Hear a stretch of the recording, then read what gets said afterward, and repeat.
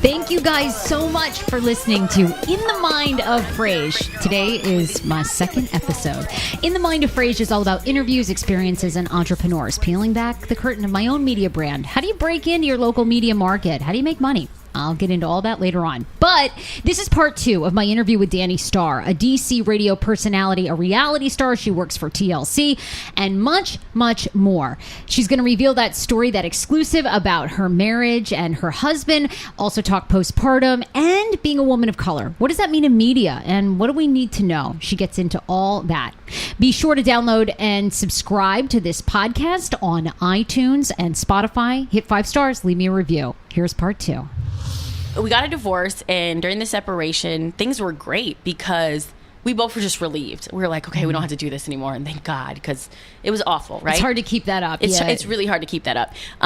But then I think I started to get frustrated because, I've said this many times, but I think that I could have forgiven the cheating. I really could have. Yeah. I could have, because, I wanted my marriage to work. I wanted my family to stay together. I'm glad that it didn't. I'm glad that in my mindset that it all fell apart. But I could have forgiven the cheating. It was after the fact how he treated me. It was like I did something wrong. And I did not appreciate. I was like, what? Hold on. Wait a minute. This doesn't feel right. And why, I'm begging you to love me. And it was just like all this craziness. And so then I think I started to get a lot of resentment, and then I got mean, and I got really mean, and I would say awful things to him. And he deserved to hear those things, but that's not who I am. Right. And so is in the moment, as vindicated as I felt telling him about himself and the stripper and other things, I felt really vindicated in that second. But as soon as I sent that text, I felt awful. And I was like, he deserves to hear all this, but no. So you know what I did? This is crazy. I did a couple months ago. I prayed like I'd never prayed before. Oh, wow. I pray randomly. I'm like, God, help me be a good person, take care of my kids, things like that. But I never, ever pray specifically. Now, I'm a very spiritual person. I'm not a very religious person at all. Okay. I believe in the universe and energy and just asking. So I prayed and I said, I need peace of mind in every situation, because I feel like the last couple of years have really stripped away at my peace of mind, right? Yes. Career, personally, my marriage, yes, being a mom, all these things I feel like have really stolen a lot of my peace of mind, right? And I was like, I need to get it back, and I need to protect it at all costs. So I prayed and I said, it does not matter the situation. I don't care what the situation is. It could be the best situation ever. I want to have peace of mind. I want to remain humble, and I want to stay in the moment. It could be the most awful situation, and no matter what, I need to know I'm going to be okay. So it's easy to say that and be like, yeah, I'm going to believe it. But I really am. I got into a car accident. It was a four-car pileup. And I'm okay. And in the moment, I could have been like, damn, this deductible. Oh my gosh, right, these car seats. All these things could have been horrible. And it could have, all the money. Oh my gosh, my back hurts. I got to see a chiropractor 3 times a week. And I do. All of that is true. But I asked the universe for peace of mind in every situation. And the only way for that to happen is for me to believe that the universe is giving me that. Wow. And I have been completely fine. So that helped you get to a good place with Slim. Yep. And with that's Slim, where you guys are with now. Slim, with career stuff, with everything. Now it's like I don't deserve to be this angry person, right? Because I'm not this angry person. So me being angry only affects me. Me being angry at Hot 99.5 and what happened over there, that only affects me, right? So the quicker I learn that and let it go, girl, let me tell you, it was like. I was like, oh my gosh, when you're not angry at people, even if they did the most shitty thing to you, because they did, even though he cheated, and even though I felt completely tossed away like you in radio, I said, oh my God, when you let that anger go, not for them, because fuck them, right? Right. Fuck you. You did some fucked up shit. You did some fucked up shit. Fuck you. But I don't need to hang on to that. And as soon as I let that shit go, I was like, oh shit, so this is what freedom is. It means you get to take back the power. I feel powerful in my decision to take the shit back. I'm not doing that anymore. They don't deserve my anger. Right. Because it's still emotion. You know what the opposite? It's a lot of energy. Yeah. It really is. And it was I equated it for a long time, because I used to think too about the whole radio situation. And you probably have seen this too, but anyway, I started mindful eating because I was always on a diet and hated my body. And I spent so much time thinking about counting calories or what diet I was going to do next or how people commented online that I'd be so pretty if I were 20 pounds thinner. Anyway, so food used to take up my mind space. Then sort of anger towards my radio situation took up my mind space. And I would say like in the past year or so, I've really kind of gotten to that place through constant like therapy and working myself of just going, you know what? Great lessons learned. And now I kind of look at all the positive things that have happened. I have great relationships with you and Mel. And I have this great, I've got the strength to start my own media business. And, so it's like, focus on that instead of all the other. Yes. Yeah. But it's hard to get there. Well, and because in the moment you're like, man, this fucking sucks. But the other side is so beautiful. I keep telling people that, like, people will call me and they're like, my car just broke down and, my babysitter didn't show up and this. And like, as horrible as this sounds, like I get this like almost this happiness inside of me and I'm like, this sucks, right? And they're like, yeah. And they're like, why do you sound so happy? And I'm like, because I've lived it and I know how bad this sucks. But I promise you, something is coming. Right. Like, this is, I kid you not, like, yes, it sucks. All this stuff should have went right for you. But I said, just be angry for your moment. I was like, but call me in 2 weeks and let me know what the hell happened for you.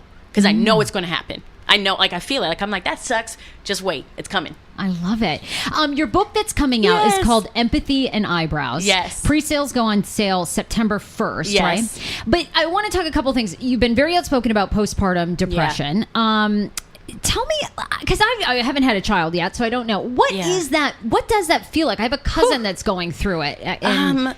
Okay, so postpartum depression, it's difficult to even talk about, really, because so when people who have been like morbidly obese lose weight and they talk about when they look in the mirror they can still see this morbidly obese person. Yeah. So like their mind kind of taunts them. That's postpartum depression for me. It's like I've lived it and it's over, but there are things that make me see that person. So like when I talk about it, it's like, holy hell, I cannot believe I lived that. When I recorded the book, the audio version of the book, I was like, I had a complete meltdown after that essay because it was like reliving it all over again. But essentially, imagine your mind failing you. You just had the happiest time of your life, right? You had this baby, you're married, whatever, and everything, you have a great job, everything seems like it should be perfect. But you feel dead on the inside. And you can't understand this because you have everything. And you just had this baby, and this baby is what you've always wanted. But your mind and your heart are so disconnected, and you're trying to understand like why you feel this way, but you can't because you don't get it. There are no words for me to describe exactly like what I went through and how I felt, but I can tell you that I almost didn't survive it. And like that is the truth. Like it was awful, and there were moments where I look back now and I'm like, holy hell, thank God I lived through that, because I almost didn't. Like I honestly almost didn't. Wow. And I've said like I remember when I would see stories about women who had killed their babies, and I would think the worst things about them, and I would think, oh, they're so awful and blah blah blah. And then I was counting sleeping pills to like kill myself, and then I was like, oh, thank God this baby isn't crying, because if she is, we'd probably both die because I'd kill us both. Like perspective is everything, because you can say all you want about people and their situations. That's what the whole book is about. It's about having empathy, right? Like what an asshole I was to, and I didn't know, but to think about these women as monsters. These women were literally in hell on earth. Like they didn't kill their babies because they hated their babies or they were bad people. They killed their babies because they were trying to save themselves and their babies, and they felt like that was the only way. And I've been there now. I've lived that, and I know what that feels like to be in a world where you're like, I could kill myself and my baby, and this would be the best thing for everybody. That's not a logical thing. You're not in your right mind. That's postpartum depression. Damn. I know. It's awful. How did you even come out of that? Like, did your mom help you? Like, Slim, who? Or did you just know? I didn't know anything. I thought it was normal. Like, I thought, because when you're in it, you don't realize that you're not there. Yeah. Everything you're thinking, you're like, oh, this is completely normal, because you're not normal at the time. I would say that I found a new normal. I would say that I never fully came out of it. I was really changed to my core, and I have built an amazing tribe around me. I have a great therapist. I take Zoloft, and it's good to me. Good. Well, great. I may or may not have some extracurriculars that I also partake in that keep my anxiety low. I need to share. Yeah. Yes. Okay. And but basically, honestly, at the end of the day, I built a tribe around me, and I know now. I call it the darkness. I know now when the darkness is close, because I struggle with mental health, and it's a struggle. It is not something I have conquered by any means. It is a daily thing. I take it one day at a time, like an alcoholic would. Like, I literally, one day at a time. Yep. Today is a great day. Tomorrow might be a great day. Yesterday was fantastic. A couple of days from now, I may sit up in my bed and I may think, I can't do this. But in those moments, I know that I can do this because I've done it. So then I think, okay, well, you want to do this. You want to survive. So what do you do? And then I think I need to be alone in a tiny cabin somewhere by myself. And I go in a tiny house. This happened in New Jersey. Yeah. I went to a tiny house and I stayed in a cabin by myself for 24 hours, and I heard crickets and the birds, and it was amazing. And I rejuvenated myself. Or I call my therapist. I say, Beth, nope, this isn't it. What do we got to do? Right now, this is a crisis. Right. What do I do? So I've just learned. I've learned. I have a relationship with the darkness. Yeah, great self-care. Yeah, I know it's there. Like, I know the darkness and I kind of walk hand in hand. Like, I see it like looming over me. But I'm like, okay, you're good at a distance. But when you start creeping up here, like, we're gonna have a problem. So we just kind of have this relationship where it's okay if I see you, but I'm gonna need you to keep your ass a little farther away, because I got kids. I got to raise these kids, and I'm trying to be here for them. Oh my God, they're adorable too. You're very brave to share photos. Thank you. One of the other things I love is you're a woman of color. Yes. You have a very strong voice. Yes. Where, we talked a little bit about the future of radio, but in general, what do you think white women, a lot of white women, a lot of black women, Hispanic women listen to this podcast? What do you think women that are not women of color, what do they need to know? Because I think you're very outspoken about stuff that's going on in Charlottesville. I'm always trying to learn because I am, openly the person that doesn't want to believe that people are so racist.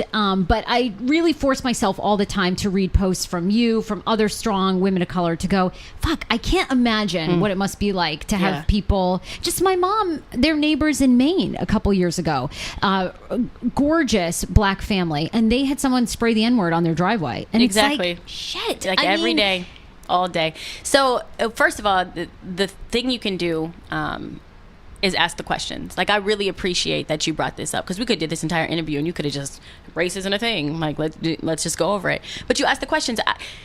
I don't know. I will tell you that as a woman of color right now, in this political climate and in what's happening in the world, it is a struggle just to exist every day. Because I'm constantly reminded of, like, I really feel like I'm living in civil rights times. My grandma was a white Irish woman. She married a black man in Anoka, Minnesota. My mom was born on the day that Martin Luther King gave his I Had a Dream speech. Wow. I Have a Dream, August 28th, 1963. The day that Martin Luther King gave his I Have a Dream speech, August 28th, 1963. My mom was born that day to a white woman and a black man. So basically, from my entire existence has been women in my life saying bullshit on what they've been told they have to do, right? And I respect that. I love that. But I am raising two daughters who have no idea what this world is really like, and that is the scary part for me. And so I would say, listen. You don't, when people talk about things like white privilege, or they talk about things like, what Colin Kaepernick is kneeling for, I think people start to ask the wrong questions. If you're asking, or if you're angry that Colin Kaepernick is kneeling, but you haven't asked, why is he kneeling? And why is this so important to him? Why does he feel so strongly about this that he will lose his job to do it? That's the question you ask. When you ask why, when you ask things like, why are these protesters not working? That's racist. You're just assuming they don't have jobs. Wow. What if they care so much that they took off from work, and they will take the repercussions of not going to work because this matters so much to them, So this is what I'll tell you. I'll tell you this. Ask the questions and believe people's truth. Because just because just because you don't experience it, or just because you can't fathom that it happened. People believe in God all the time, right? People believe in Jesus. You ain't never seen Jesus. Like, I'm sorry, you haven't. Jesus has not sat down with you. You've not had chai tea latte soy milk with Jesus. You haven't. You have not. But you believe in Jesus because you have faith and because you want to. So if it's that easy for you to have this faith in something you've never experienced, why can't you believe something that somebody else has experienced? So I was working with this makeup company. That's a good analogy. Thank you. So racism exists. It is real. Believe the people of color in your life that, you know, they're living a different kind of existence than you. I recently had someone say the N-word in front of me. Someone that I love, someone that I thought was my friend. And I'm talking about straight up ER, not A. Not that it would have made any difference, but literally looked me in my face and said, "Now, Danielle, you know I don't use the word nigger, but but what? Except for like now? Like wait a minute."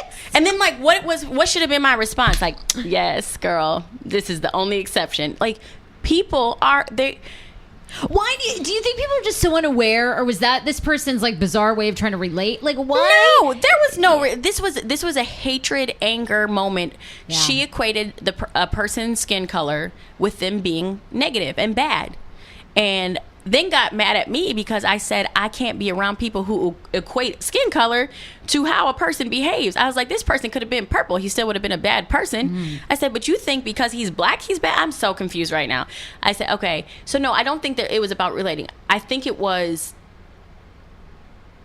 she's very privileged. She thought that because we were friends and it was cool, like I was just going to agree with her. Like, right. Yes, girl. No, it doesn't matter. I don't care how many black friends you have. Never cool. No, it's never cool. Like, I all my friends are black. Okay. And I don't know about where are your black friends at when you're dropping the N-bomb? Because I'm guaranteeing you your black friends are not like, yes, high five, girl. And I feel like right now what's happening for me is like, go do your fucking research. To myself, yes. You know, because I think we all get busy. It's hard to read about history. It's hard to go back, but it's like, when shit like this comes up, it's like, do more research. Yeah. Because then you really do begin to see where, like the historical context of everything. Yeah. And how deep racism is and how it's going to take so long to unlearn that, and really, I mean, it's truly almost like bred into white Americans, a lot of them. And that's the thing, it's not your fault. Like that's right. what I love talking to people who like are at least open to having the conversation, right? Because I'm always say first, like, it's not your fault, right? You were born into that. Like that, you were born into a benefit, and that's okay. You can either acknowledge that there's a benefit, and you can navigate the world understanding that, or you can just get defensive as if someone's blaming you. I'm not blaming anybody. I'm aware of my light skin privilege. I know my dark skinned brothers and sisters are treated differently. So if I'm aware of that, why on earth, like, how is it that difficult? I know people say like, oh, she has dimples, she's a pretty light skinned girl. I know that there are dark skinned girls who are not treated like me. And I recognize that, and I navigate myself differently. I am super pro as much melanin as you can. I love dark-skinned black women because I want to lift them up, because there are so many people who put them down. And I'm like, no. Like, if I recognize my light-skinned privilege and what it has done for me and the opportunities that it has afforded me, I don't think it's a negative. I don't think I'm being blamed for it. I just acknowledge it. Wow. Like, I don't, it's just, for me, it's simple, but I don't know. It's sometimes you just can't have the conversation because there are people who don't want to dismantle a benefit that they get. Oh, right. Yeah. Yeah.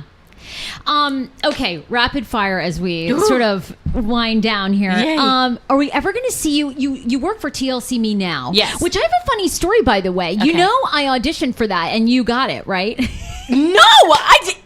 Yes, I auditioned for that. I really did not know. I didn't even know that you were auditioning either, but I auditioned for TLC Me Now, and TLC sent me these really nice emails or everything, and then they go, hey, we're going with a mom. You might know her, Danni Starr. I was like, yes, I know her, and I think this was that is so crazy. I've never told you that. You've never told me that. But I think this was like right before we became friends, and I was like, okay, well, I'm another reason to hate that bitch. Just chasing Danni Starr here. No, but anyway, that's so crazy. I did not know that. You're fantastic on that. Thank you. It was a good fit. It really is, and I love that network. They're so good to me. They're so good to me. They really are, and I appreciate them. I feel really at home with them, and it started off as something really small, and I've got to do some amazing things with him. So I'm thankful. Are we going to see you back on a reality show, more TV? What's the future that look like for you right now? So I want to, after the book comes out, I do want to pitch something. Now, it might not necessarily be with TLC. I would like it to be, because that's my network. But the opportunities, I believe, are endless. And I'm speaking it into existence. But this is my best work. The book and the audio version of the book is the best thing I've ever done in my whole life. Oh! Minus my children. Minus pushing 2 babies out of my vagina, which I did that shit, by the way.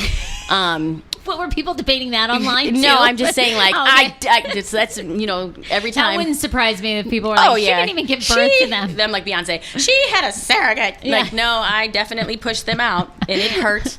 But yeah, so, like, I would like to pitch a show based off the book, Empathy and Eyebrows, because every essay seems like it could be an episode. It really does. And so that's my goal, is to do something with the book. TV is great, but I want to really touch people. Like, I want to go and speak at women conferences, and I want to be in book clubs talking to people, and I just want to touch as many people as I can, and just like get all that good energy. So if TV happens, I will be in the background. I won't be in the forefront. I will be like, this is the story. Please do your magic. You know, I'm not an actress. I'm not an actor. Okay, we'll leave it to Kerry Washington. Yes, Kerry. Come on, girl. Scandal's wrapping up. I'll speak that into existence. Speak it into existence, because she needs, like, listen, Kerry. Yes, Kerry. This is us talking it into Kerry Washington. Kerry, this is for you. And bring Fitz from Scandal with you also, just because he's fine. Please. I love him. Number 2, how is dating life for Danni in DC? Girl, there's an entire essay called Rumspringa. It was my sexual escapades for a year. I think I did see this online yet. Every guy is named after the place he is. So there's North Carolina, Detroit. Detroit is good. I like Detroit. North Carolina, Detroit, Minneapolis. Who am I missing? Mr. Magic. And I think I might be missing one. Did I say North Carolina? I don't know. So there's a few, okay? So I dated around for a year. And then at the end of the year, I called it Rumspringa. It was wild. New Jersey, that's who I was missing. It was wild. It was literally my sexual exploitation that I never did as a young person. You know, I got married really early. I had babies really early.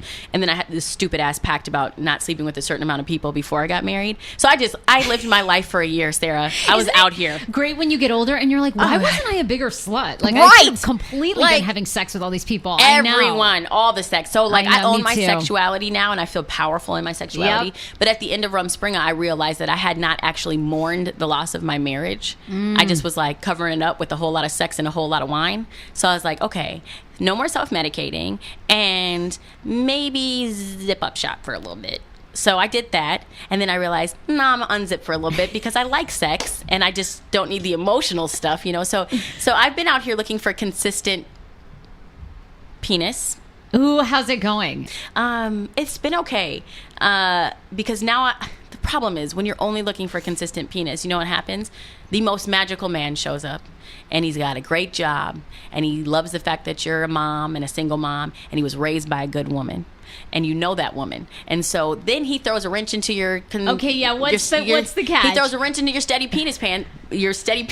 Say that 3 times fast. Because he's so much more than just penis. Right. Like, he's like, damn it. He's like, you're like, this could be for real for a long time. Yeah, he's great. And it's new. It's very new. Ooh, wow. It is. It's very new. But he makes me want to zip up shop to everybody else. And he makes me want to take it extremely slow with him and explore this, because I want to know him. Like, I want to know him on a different level. And he's handsome, and he's funny, and he's geeky, but really endearing. And oh God, I like him. Oh, this is bad, Sarah. This is great, Danni. This is so bad. This is bad. I really like him. I really like him. I'm so excited for your future. I'm so thrilled to call you a friend, and that you came on here. September 1st are the pre-sales. Where can people follow and buy you? Yes. They can't buy me, Sarah. They can buy the book. Wait, hold on. Depends on how much money you got to offer. Because listen, I'm building for sale. Yeah, please. I'm building college funds, so it depends. Yes. No. So the book, Empathy and Eyebrows, it is a bunch of essays, 41 essays, basically about, like, living through shitstorms and how to do it the best way possible. But you can follow me on Twitter. It is at I am Danni Starr. That's IAMDANNISTARR. Same thing on Instagram at I am Danni Starr. My Facebook is super easy. It's just Danni Starr, and there will be links to buy the book, to download the audio version of the book, all over. You can you're going to be able to get it in Barnes and Noble. You can get it on Amazon, and you can get it. Hopefully, I'm trying to connect with Busboys and Poets. Oh yes! So I think I want to do a reading there. I want to do a launch there. So like I'm hoping to make that happen. Keep us posted. We will be there. Oh, I am having a big launch party downtown DC, and you are on the VIP list, Sarah. So please. You are VIP, I girl. can't wait. Yes. So that's it for me. Danni Starr, I'm so honored that you're here. I love you. I'm rooting for you. I'm rooting for you, Sarah. And great things ahead. Yes. And I'm sad we're wrapping up because like this is so much amazing. Oh, well, you'll come on again. I will. I'm trying to convince her to do a podcast. I'm like, oh, I'm in. Why don't we start a podcast network? Come on. I feel like we need to. We need to be like women conglomerates. Yeah. Just like boss ass women who've been through some shit and who are now taking that shit and make it into some more positive shit. Yeah. We can get all the white women. We can get woke. Yep. We can do all these. We'll call it Woke Wonderland. Like white ladies meet people of color and ask questions that nobody else wants to ask. Like, girl, we'll record it all. Yeah, we got it. Woke Wonderland. I love it. Coming soon. Thank you. Thank you, Sarah. Okay, guys. That was part 2 of my interview with Danni Starr. What'd you think? You can head to my Facebook page, Sarah Fraser, just hit pages, or follow me on Twitter at HeyFrase and leave a comment. I'm sure you'll have a lot to discuss. Next week on the show is controversial Dr. Neil Bernard, who's in the documentary What the Health. I talked to him about how do you do plant-based if you've had an eating disorder in the past, and will he debate the YouTube doctor Z-Dog, who says that he debunks everything in the film. All that is next on In the Mind of Frage. See you next Tuesday. Okay, wait, no, I can't say that. All right, never mind. Oh my God, you guys, I'm the worst. You can never take the potty mouth out of me. Anyway, another episode coming up next Tuesday on In the Mind of Frage. Bye.